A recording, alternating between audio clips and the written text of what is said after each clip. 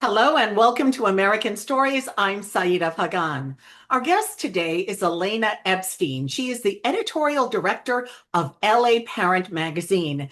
And for more than a decade, she and her team have brought the families of Southern California some wonderful stories that both entertain and inform. Thank you so much for joining us, Elena.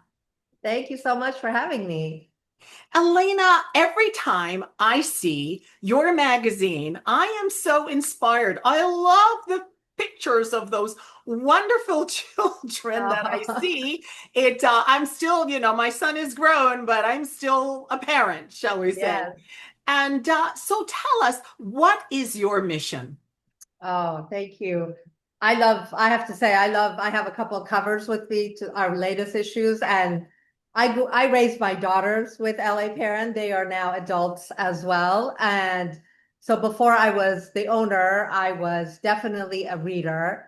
And our mission has always been, as moms, as parents, we know what a precious job we have. And our goal at LA Parent is to be that trusted friend along this journey that our readers are on. We want to be the person who encourages you to, go out this weekend and go to the beach and turn off your devices and enjoy LA. LA is so, our staff is very much in love with our city. And we want families to go and enjoy and explore and try new food and really make memories with their kids, because that's the most important thing. As a parent, we want to create these wonderful memories for our kids. I always say we have 18 summers before they're off to college and have their own lives and their own schedules. So really enjoy this time. Now, how do you make your editorial decisions? How do you determine what to put in each edition of your magazine? We have a wonderful editorial team. So we get together, me and Cassandra, our editor in chief, and Nina, who is our digital editor. All of us are moms. We have wonderful group of writers who are pitching stories to us all the time. And we really, honestly, we talk about what's going on in our lives. Nina has little kids, and we ask about how's kindergarten going, how's preschool going. Cassandra just sent her son to college, so how was that transition? And we're constantly talking to each other and to moms in the community, and to kind of see what's important to them so we can bring the stories that matter to our readers. Tell us about this interaction. I mean, I know I see you everywhere. You and I Thank have you. run into each other at so many media events. So, how do you actually reach out to parents? How do you get feedback and how do you get inspiration for stories? We try to, like you said, we try to be everywhere where parents are. And what's wonderful about it being a journalist, as you know, is that we have this wonderful access to people. People will open up to us and they will share. So if we're at a festival or we're at a resource fair, and I'm chatting to a mom or a dad, I always say, like, what's happening? What's important to you? What's your pain points right now at different stages of parenting? Because as you feel like, okay, I got the preschool down, then kindergarten stops, and then you have to start all over again. We're constantly learning as parents, and that never stops. It hasn't stopped even for me as being a parent of adult children. So we are constantly out and about in the city, and every opportunity that we have to talk to parents, we do. So, Elena, do you get a lot of feedback via social media, comments on your website? Absolutely. That's another wonderful way, besides being in person and out and about in the city. We get great feedback, story ideas through our social channels. And we do get a lot of people who write questions through our website and are wondering about things and are concerned or want more information. And we use all that information to formulate all the articles we do, not just in print, but online as well. Well, tell us about some of the articles, some memorable articles maybe from the last year or so. Sure. I'll say one thing that we've noticed, there's definitely a trend among young families right now about trying to go, and we're calling it, and they're calling it, trying to go more analog because they're getting tired of their kids being glued to their screens. And it's a struggle. And we hear it. We hear it from our own family members and our editors on what they're seeing. And then when we're out and about, we're hearing it. So our current issue, and we're going to continue this theme, our current issue, which is our May issue that just came out, we focused on, how to get messy, like letting kids just play, that it's okay to get messy, and look at summer camps that allow you to kind of unwind from the regular tablets and being inside to being amongst trees and gardening and putting your hands in the dirt. And I think that's so important for kids in this generation. We're all on our screens. I have my phone, I have my tablet, I have my computer, and our kids do too. So that's definitely a theme that we're going to come back to over and over again. The idea of play, that's another one that we come back to. A lot of parents are like, I'm not sure how to play. And so we talk to the experts, we bring in authors, we try to find ways to give parents the opportunity to make play easy and accessible. And it's so important to have a game night, to participate in the dress up and make a play, whatever is your comfort level, as long as you're interacting with each other it's critical. Tell us about some other stories that you have done. Now, do you publish monthly or is it every other month? We are now every other month, and we have a ton of articles that are digital only. So I do recommend for parents to go on our website, because we are posting articles on a regular basis, but our print magazine comes out every other month. And so I've noticed from time to time, there are some very interesting celebrities. How do you find them? And what's interesting is that it really humanizes them, I think, talking about maybe some, challenges that they have with their kids.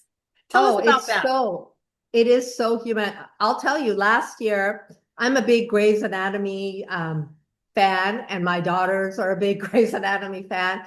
And we had an opportunity to interview and put Sarah Drew on our cover. But it turned out it was a day that it was pouring rain. So we couldn't do it outside.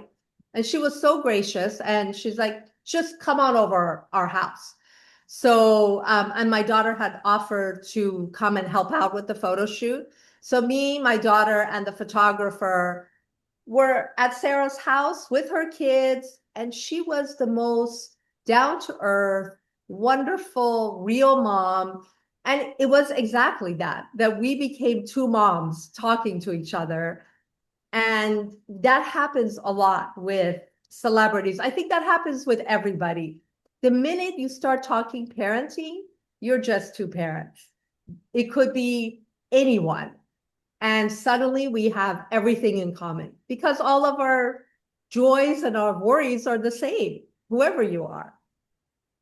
Did the fact that you are a parent, how did that influence and inform your decision to start this magazine? Oh, good question. The magazine actually was started 45 years ago by a local family. And I'm so proud of the fact that LA Parent was the first of its kind, the first local parenting publication.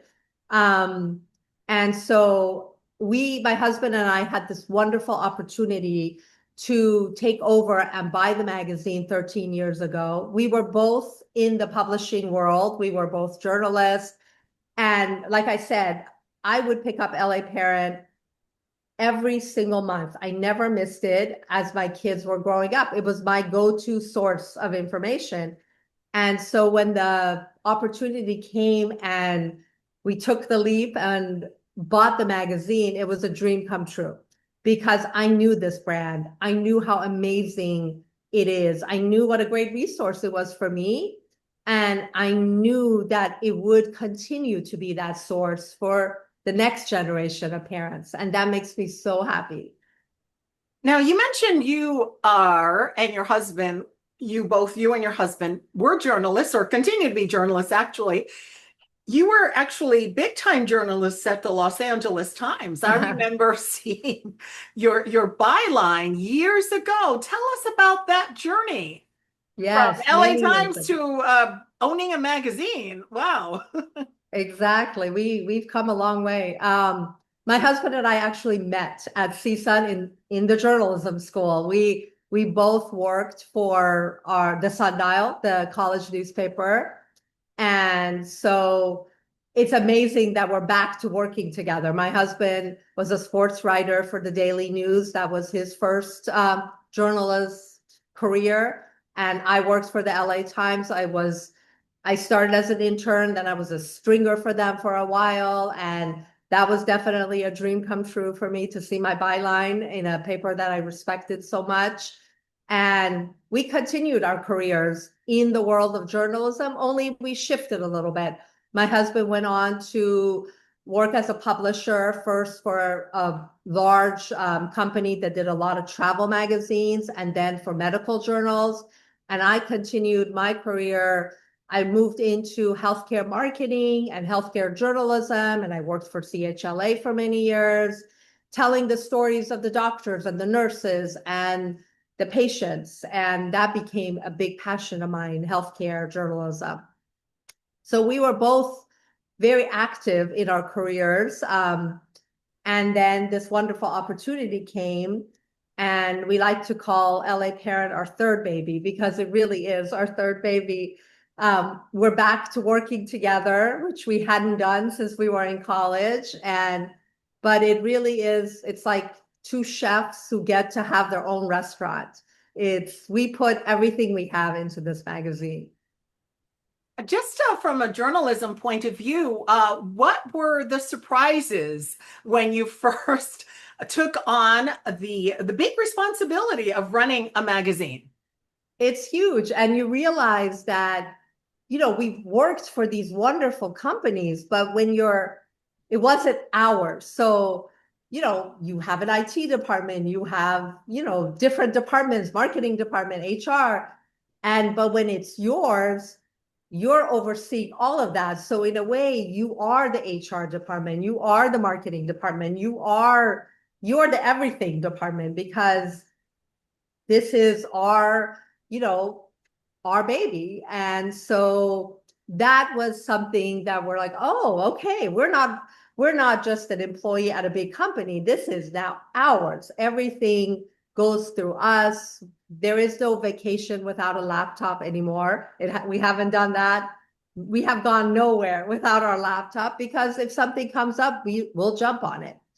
And so that's definitely the biggest challenge. And the best part has been the ability to work with so many wonderful editors and writers and photographers and the people in our community. We really get to meet wonderful people, and we realize what a special city LA is. And that's always been the greatest joy, as you know, of being a journalist. You get to meet incredible people that we wouldn't normally have met. Now, you also have an awards program. Tell us about that. Yes, the National Parenting Product Awards, the NAPA Awards, is a sister company to LA Parent, and we run it independently. And we're really proud of that company as well because it's designed to shine a spotlight on great toys, great books, great games, parenting tools and resources, wonderful strollers, all the things that new moms need. Everything is tested and evaluated. We have real moms and dads and educators on our evaluation committee. So we receive samples, they review it, they send us a review sheet. And if you're selected as a NAPA winner, it's a big honor, and we do feature them in the magazine, and they are featured nationwide because it's kind of like the seal of approval from real parents that this is a quality product. So we were talking earlier about the fact that LA Parent is like 45 years old. Are there similar magazines around the country? Yes, absolutely.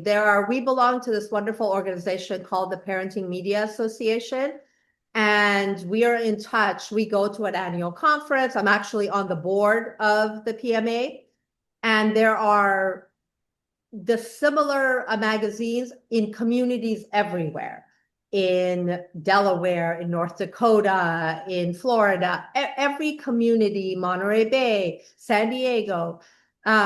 There is a very similar type of magazine. A lot of them are owned, like us. They're family-owned publications, which I think that's what works with these magazines. You have real moms and dads who are raising their kids in that community, putting this magazine together. It's not some conglomerate somewhere doing it. It's people just like you who are raising their kids in your community, putting these articles together. That's what makes it so special and so real. Now, you had mentioned earlier a little bit about some of your articles, but tell us maybe your top three most memorable articles. That's going to be a hard one. Top three memorable articles. I have to say this cover was a very special moment for us because this is our March cover, actually our January, February cover.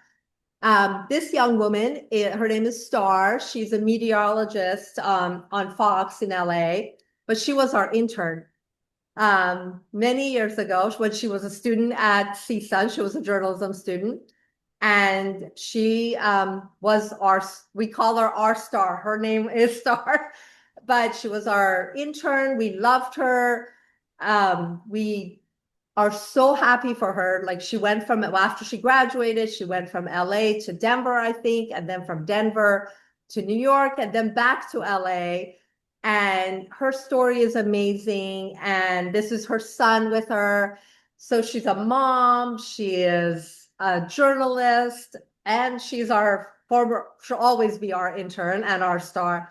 So I think these types of stories mean so much to us when we have this full circle moment and we can celebrate someone wonderful in our community, or a program in our community that we think everybody should go and do. Like we do a story on gardens in our community this time of year in March, because we feel, like I said, we're very much in love with LA and we want we want to go out and discover these gems, and then we want to tell everybody about it, that you got to go to this hike, you got to go to this beach, you got to go to this garden, because we live in this incredible city that we should be tourists in our own city every weekend.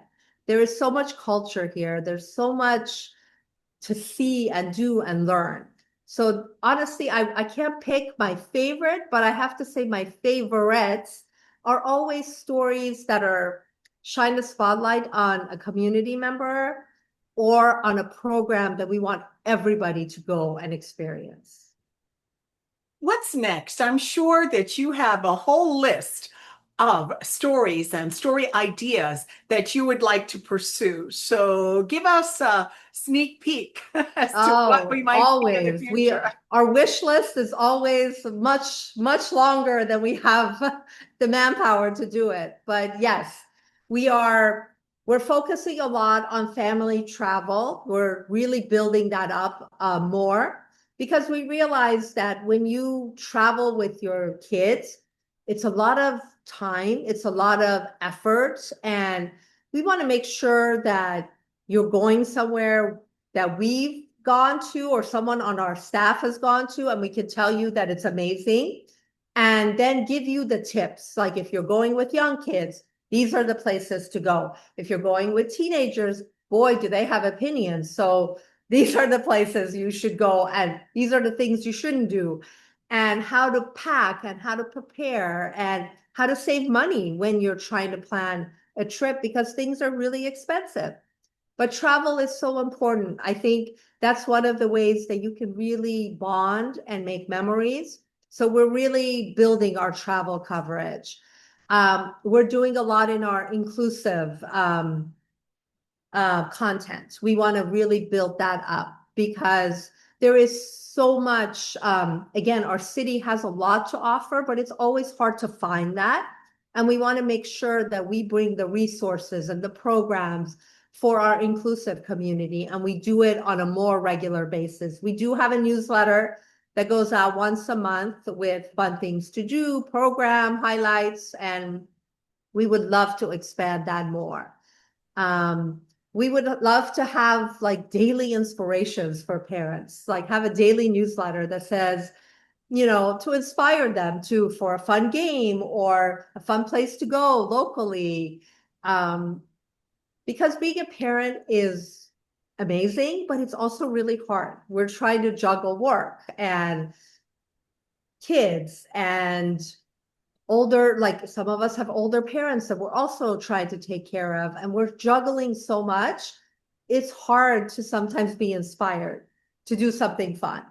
And so we want to be that friend that says, I know you have a lot going on, but how about this? You'll like it. Because we need those little moments of joy, little moments of awe. That's how we discuss it in our group, because all of us need little doses of awe every day to keep us going. Well, I want to thank you so much for your contributions to Los Angeles and really to America through your networking with others and for families everywhere. Thank you, Elena. Thank you so much. I really appreciate your interest and taking the time to chat with me. Thank you. And thank you for joining us for this edition of American Stories. I'm Saida Pagan.